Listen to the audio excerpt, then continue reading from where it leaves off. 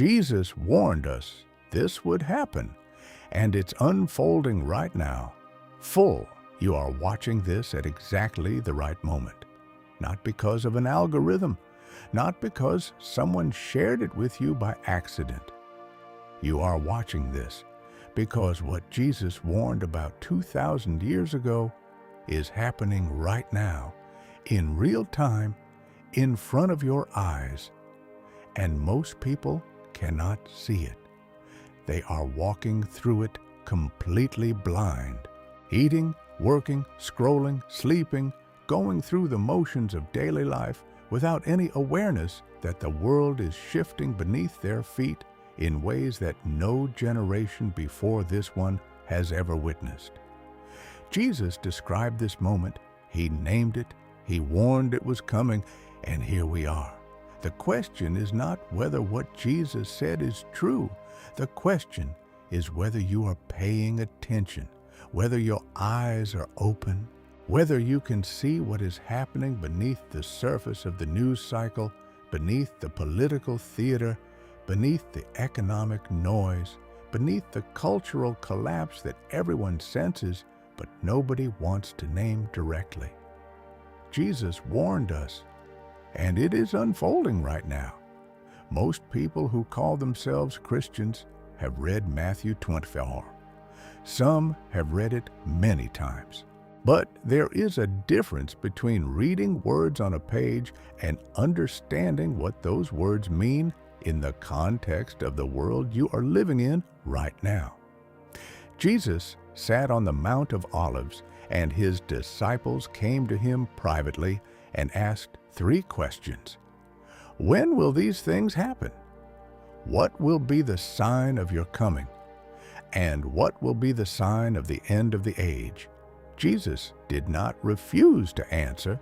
He did not tell them it was none of their business. He told them directly. And everything he described is visible right now to anyone willing to look. He said there would be wars and rumors of wars. He said nation would rise against nation and kingdom against kingdom. He said there would be famines and earthquakes in various places. He called these the beginning of birth pains, not the end, the beginning. If what we are experiencing right now is only the beginning, if what we are seeing with wars spreading, economies destabilizing, earthquakes increasing in frequency, food systems under pressure, if this is only the beginning, then what comes next is something this world has never seen. Jesus warned specifically about deception. More than anything else in Matthew 24, he returned to this theme again and again. Watch out that no one deceives you. Many will come in my name claiming I am the Messiah and will deceive many. False prophets will appear and perform great signs and wonders to deceive even the elect. If that were possible, he used the word deceive 3 times in that chapter alone. Not war, not famine, not earthquake, deception. Because deception is the weapon that makes everything else possible. A population that cannot tell truth from lies cannot resist anything that is coming. And we are living in the most comprehensively deceived generation in human history. Not because people are stupid, because the systems of deception are more sophisticated than anything that has ever existed. A century ago, you could deceive a village. A decade ago, you could deceive a nation. Today, the infrastructure exists to deceive an entire civilization simultaneously. Every news channel, every social platform, every algorithm designed not to inform you, but to manage your perception of reality. Jesus warned about this. He said deception would be the defining characteristic of the final age. Look around. Tell me he was wrong. He also warned about lawlessness. He said that because of the increase of wickedness, the love of most will grow cold. Not some people, most people, the majority. And you can feel it happening. You can feel the coldness spreading, the indifference, the hardening, people scrolling past suffering, people choosing comfort over truth, people unwilling to stand for anything because standing requires cost and comfort has become the highest value. The love of most is growing cold. Jesus said it. You are watching it happen. There are signs happening right now that the secular world is documenting. Scientists, economists, geopolitical analysts, people who have no theological framework whatsoever, are watching trends that align precisely with what the Bible describes as the conditions of the end times. They are not calling it prophecy. They are calling it data. But the data and the prophecy are describing the same reality. The first sign is the acceleration of everything. Every trend that matters is accelerating simultaneously. Technological change is accelerating at an exponential rate. The speed of information is accelerating. Political instability is accelerating. Economic inequality is accelerating. Environmental disruption is accelerating. Moral collapse is accelerating. When Jesus described the end times, he used the imagery of birth pains, contractions that increase in frequency and intensity until the moment of delivery.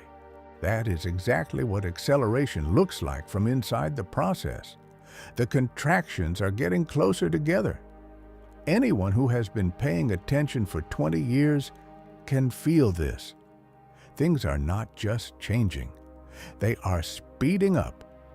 The second sign is the consolidation of global power. This is not a conspiracy theory. This is the stated agenda of the institutions that govern global finance, global health, global trade, and increasingly, global military coordination. The World Economic Forum openly publishes documents describing a future in which national sovereignty gives way to coordinated global governance. Central banks are implementing digital currency systems that would allow complete monitoring and control of every financial transaction on Earth. The United Nations is pushing for a global digital ID system tied to access to services and goods. These are not secret plans. These are published documents available to anyone willing to read them. And the Bible described this exact system 2,000 years ago. A system in which no one can buy or sell without the mark of the beast. The infrastructure for that system is being built right now. The third sign is the assault on truth itself. In 2016, Oxford Dictionaries named post-truth the word of the year. Post-truth means a condition in which objective facts are less influential in shaping public opinion than appeals to emotion and personal belief. In other words, it is the official academic acknowledgement that truth has lost its authority in the public square. When truth loses authority, deception fills the vacuum. And deception was the primary warning Jesus gave about the end times. We are not approaching a post-truth world. We are already living in one. And the technologies being developed, deepfake video, AI-generated content, algorithmic manipulation of information, are going to make the deception more complete and more difficult to detect with each passing year. The fourth sign is the persecution of those who stand for biblical truth. In most of the Western world, it is now legally risky in certain contexts to affirm what the Bible says about sexuality, about gender, about absolute truth, about the exclusivity of Jesus Christ as the path to salvation. What began as social pressure has become legal pressure in many jurisdictions. And Jesus warned about this explicitly. He said his followers would be handed over to be persecuted and put to death, and would be hated by all nations because of his name. We are in the early stages of this globally. In other parts of the world, China, North Korea, parts of the Middle East and Africa, it is already at the level of death. In the West, it is moving from social consequence to legal consequence. The trajectory is unmistakable. The fifth sign is Israel. The rebirth of Israel as a nation in 1948 was one of the most significant prophetic events in human history. Jesus said that when you see the fig tree, the biblical symbol for Israel, putting forth its leaves, you know that summer is near. The generation that sees the rebirth of Israel will not pass away until all these things have happened. That generation is aging. The window is not infinite. And the geopolitical pressure on Israel right now, from Iran, from global institutions, from the United Nations, from the surrounding nations, is precisely what the prophets described would precede the final confrontation. This is the part that is going to be uncomfortable, because what Jesus warned about is not just happening in the world, it is happening inside the church. The deception he described is not only a secular phenomenon, it has penetrated deeply into the institutions that call themselves Christian. And this is perhaps the most dangerous aspect of the moment we are in, because a church that is deceived cannot warn the world. A church that is asleep cannot wake anyone up. Jesus described a parable of 10 virgins waiting for the bridegroom. 5 were wise and 5 were foolish. All 10 fell asleep while the bridegroom was delayed. The difference between the wise and the foolish was not their sincerity. All 10 wanted to be at the wedding. The difference was preparation. The wise had oil in their lamps. The foolish did not. And when the bridegroom came, only the prepared ones were ready. The unprepared ones went to buy oil and missed the moment entirely.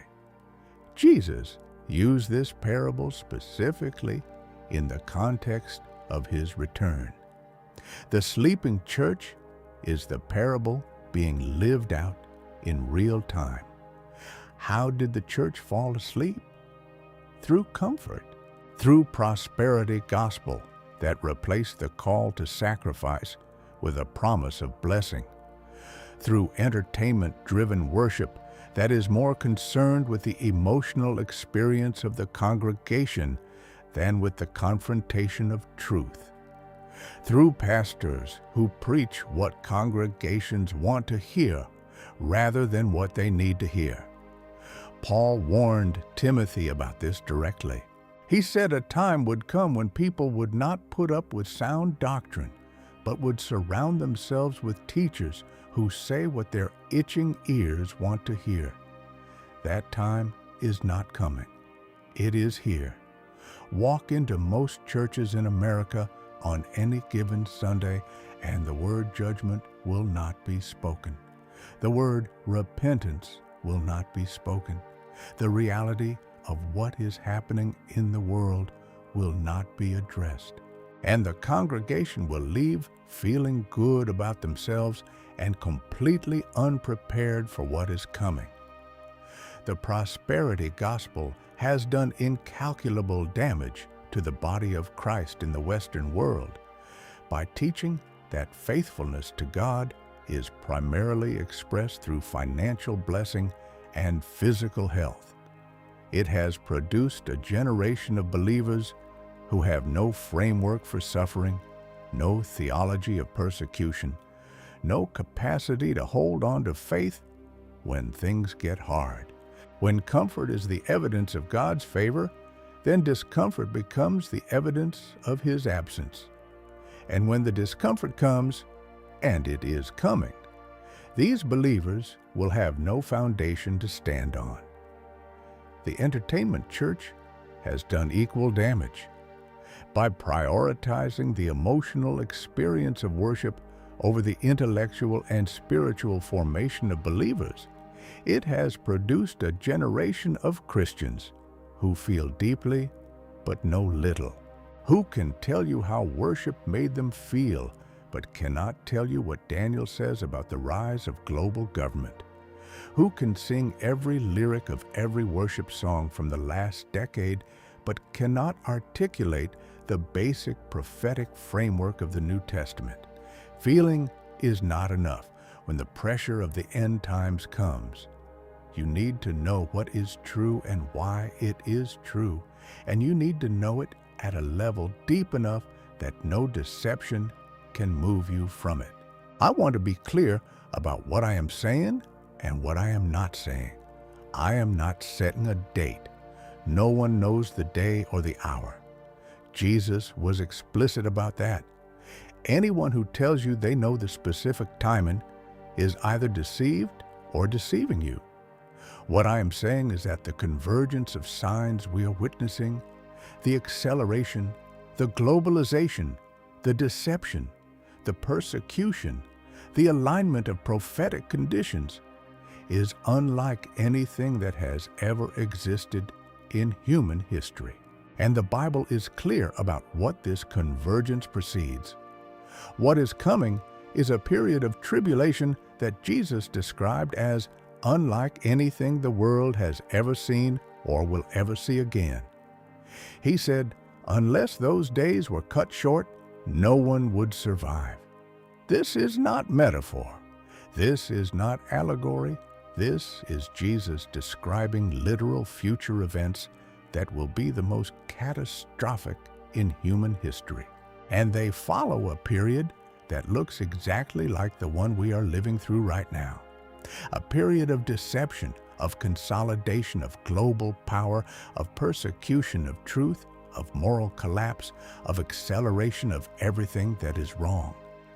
Before that period begins, there is a question that every person alive right now must answer for themselves. Not in the abstract, not theologically, personally and practically. The question is, where do you stand? Not where does your church stand? Not where your pastor stands. Not where your parents stood. Where do you stand? When the pressure comes, and it is already building, will you hold? Will you be among those who know what is true and why it is true, and who refuse to compromise regardless of the cost? Or will you be among those whose love grows cold, who accommodated, who chose comfort over truth? The systems of the world are being aligned right now to make a choice unavoidable. The financial system, the information system, the governmental system, the social system, all of them are moving toward a moment of demanded allegiance. Not today, not this year, but the direction is unmistakable and the speed is accelerating. Every person who is paying attention can see where this is going. The only question is whether you are going to be ready when it arrives. The answer to everything I have described is not fear. I want to be absolutely clear about that. The answer is not anxiety, not paranoia, not stockpiling supplies in a bunker, not retreating from the world into a defensive posture of self-preservation. The answer is what it has always been for the people of God in every crisis in human history. The answer is faithfulness. Intentional, informed, courageous, prepared faithfulness. The first thing you must do is know what you actually believe and why you believe it. Not at a surface level, not the bumper sticker version of your faith, but at the level of someone who has thought it through, tested it, engaged with the hardest objections, and come out the other side with a faith that is grounded in something more solid than emotion or tradition or social belonging. Read the prophetic books of the Bible with fresh eyes. Read Daniel. Read Revelation. Read Matthew 24. Read the epistles. Read them not as ancient religious texts, but as documents written for the time you are living in right now. Because they are. The second thing you must do is detach from the systems of deception. This does not mean going off the grid. It means developing the discernment to distinguish between what is true and what is manufactured. It means consuming less mainstream media and more primary sources. It means being willing to follow evidence wherever it leads, even when it is uncomfortable. It means building a relationship with truth that is more important to you than social acceptance or comfort. Deception works on people who are not paying attention and who have not trained themselves to recognize it. You can build that discernment. It requires intentional effort. But it is possible. The third thing you must do is build real community, not social media community. Not the kind of community where, people's highlight reels, but not their struggles. Real community. A small circle of people who know you, who share your faith, who are also paying attention, who will hold you accountable, and who will be held accountable by you. When the pressure of the end times increases, isolated believers will not make it. The early church survived Rome not because individual Christians were exceptional, but because they were genuinely connected to one another. You need people around you who are awake and who will keep you awake. The fourth thing you must do is live with urgency, not anxiety. Urgency. There is a profound difference. Anxiety is reactive and paralyzing. Urgency is proactive and energizing. Urgency says, the time I have is limited and I am going to use it for what matters. Urgency says, the people in my life who are spiritually asleep may not have as much time as they think, and my love for them demands that I say something. Urgency says, my comfort is not the highest value, my faithfulness is. Live accordingly. Make decisions with eternity in view, because eternity is closer than most people are living as if it is. Here's what I want you to understand. In every dark period of human history, God has had a remnant, a group of people who saw clearly when everyone around them was blind, who stood when everyone around them was falling, who spoke truth when truth was dangerous and silence was safe. Noah was a remnant of one man and his family. Elijah thought he was alone, and God told him there were 7,000 who had not bowed to Baal. The early church was a remnant of a few hundred people who turned the Roman world upside down. God has a remnant right now. They are scattered across denominations and countries and backgrounds and ages. They are people who have been woken up, sometimes at 3 a.m, sometimes through a crisis, sometimes through a moment of clarity they cannot fully explain, to the reality of what is happening and what is coming.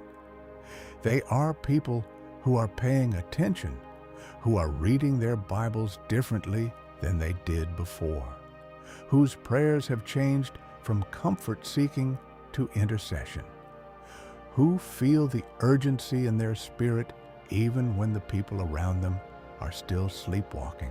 You might be part of that remnant. The fact that you are still watching this video suggests you might be. And if you are, then understand what that means. It does not mean you are special. It does not mean you have some elite spiritual status. It means you have a responsibility.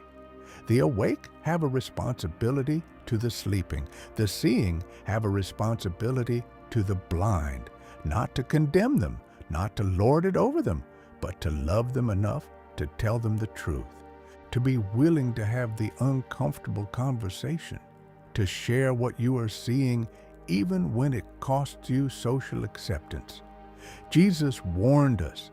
He told us everything we needed to know to navigate the time we are living in right now. The question was never whether He would prepare us. The question is whether we are paying attention. And if you are watching this right now, if something in this message is resonating with something you already sensed in your spirit, then you already know the answer. You are awake. Now act like it. If this message reached you today, it was not an accident. Type awake in the comments if you are one of the people who sees what is happening. Share this with someone who needs to wake up. And subscribe, because what is coming next is going to require every one of us to be ready.